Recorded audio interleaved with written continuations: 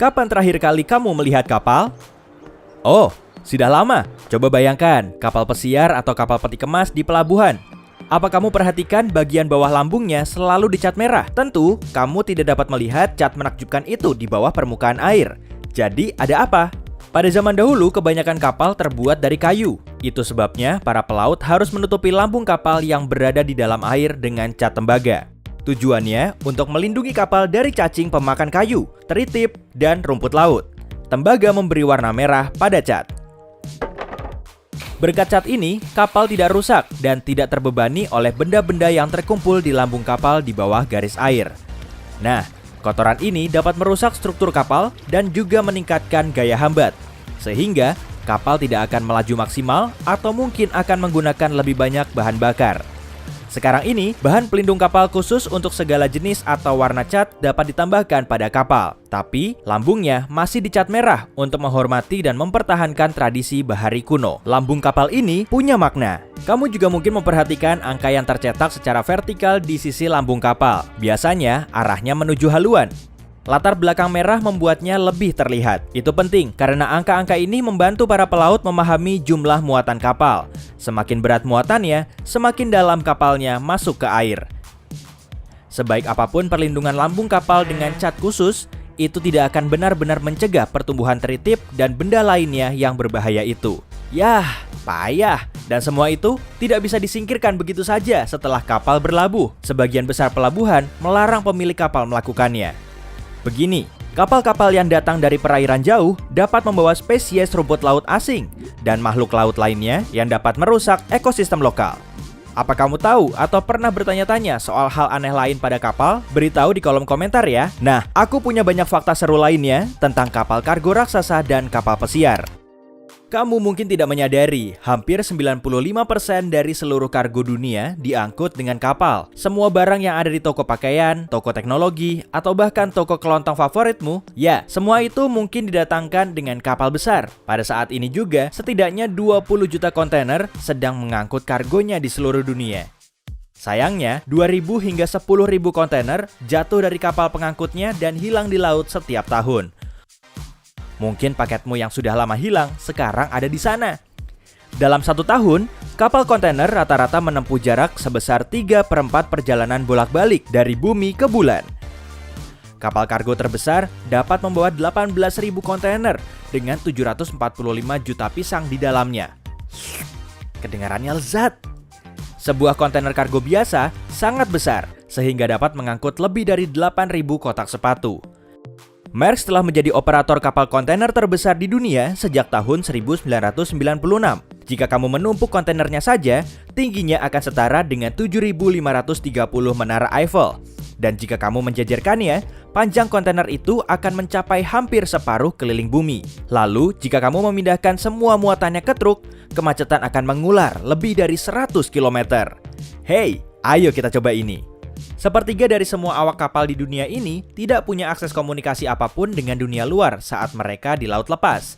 Dan hanya 10% pelaut yang memiliki akses gratis ke internet. Industri perkapalan merupakan salah satu perusahaan terbesar di planet ini. Lebih dari 1,5 juta pelaut bekerja di industri ini. Mesin kapal kargo mencapai 1.000 kali lebih kuat dari rata-rata mobil keluarga. Namun, kapal seperti itu biasanya bergerak kurang dari 42 km per jam. Kapal pesiar tidak lebih cepat dari kargo, kecepatannya sekitar 37 km per jam. Oh, jadi ini alasannya mengapa kapal pesiar lama sekali sampai ke tujuan berikutnya. Kapal pesiar sepertinya tidak cocok untuk kamu yang takut dengan ketinggian. Bahkan, kapal pesiar terbesar bisa setinggi gedung 16 lantai. Kapal pesiar sering melakukan operasi penyelamatan. Jadi, jangan heran jika kapal yang kamu tumpangi berhenti untuk menyelamatkan nelayan yang butuh bantuan. Misi semacam itu terjadi lebih sering daripada dugaanmu. Kapal pesiar bisa mendapatkan panggilan darurat dan mengubah jalur untuk menjemput pelaut yang terdampar atau menemui kapal yang rusak. Setelah kejadian Titanic, semua kapal diwajibkan membawa peralatan keselamatan yang cukup untuk setiap penumpang. Tapi suatu kali, aturan ini menyebabkan sebuah kapal tenggelam. Itu terjadi pada 1915 ketika SS Island melintasi danau-danau besar. Kapal itu dilengkapi dengan rakit tambahan, jaket pelampung, dan skoci untuk semua penumpang. Tapi beban ini membuat kapal terbalik dan tenggelam. Oh, ironis sekali. Kabin kapal pesiar dibuat terpisah dari kapal, karena jika tidak akan ada cukup ruang saat pembangunannya. Setelah selesai dibuat, kabin dipindahkan ke galangan dan disatukan ke kapal. Dalam kebanyakan contoh, kabin dan kapalnya bahkan dibuat oleh perusahaan yang berbeda. Beberapa operator menawarkan pelayaran berbulan-bulan. Misalnya, ada pelayaran super panjang selama 245 hari dan membawa penumpangnya ke 6 benua, 51 negara, dan 112 pelabuhan. Hei, ajak aku. Andai saja aku punya uang 1,4 miliar rupiah dan banyak waktu luang dan juga tidak mabuk laut. Jangkar kapal pesiar luar biasa besar, sekitar 11.300 kg. Wah, itu setara dengan berat 2 gajah Afrika. Pantas saja mereka berusaha sebisa mungkin tidak menjatuhkan jangkar, karena hal itu dapat merusak atau bahkan menghancurkan ekosistem bawah laut yang rawan. Hei, bicara soal jangkar, benarkah Popeye si pelaut adalah orang pertama yang bisa mengangkat jangkar? Tuliskan di kolom komentar ya. Dinding kabin kapal pesiar terbuat dari logam. Alasan utamanya untuk mencegah kebakaran. Tapi kamu dapat memanfaatkannya, misalnya dengan memasang kait dan klip magnetik. Yah, cerdas sekali kawan.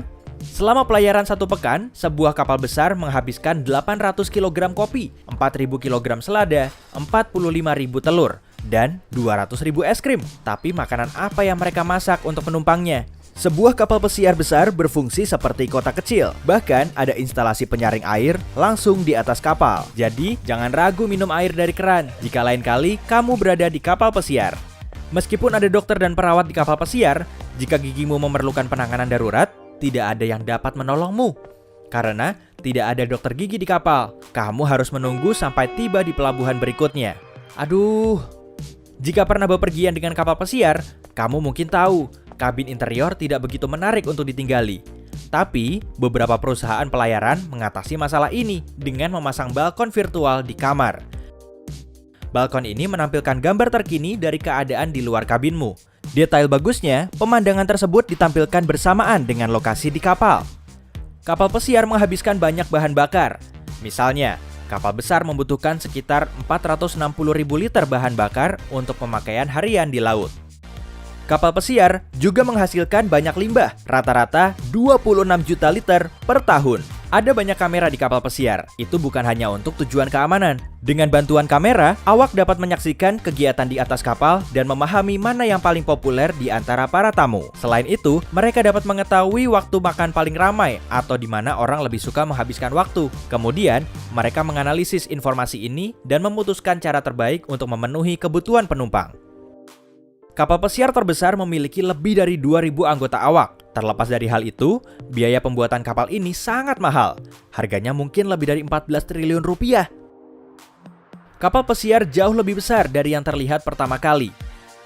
Sebenarnya, lambung kapal yang letaknya di bawah permukaan air berukuran sama besar dan sama panjang dengan bagian kapal yang terlihat. Tidak seperti kabin penumpang, tempat tidur awak kapal juga di bawah garis air. Jadi, anggota awak jarang terlihat pada malam hari. Nah, sekarang saatnya aku mengangkat jangkar, berlayar, pergi ke laut lepas, dan mungkin muntah di selusur.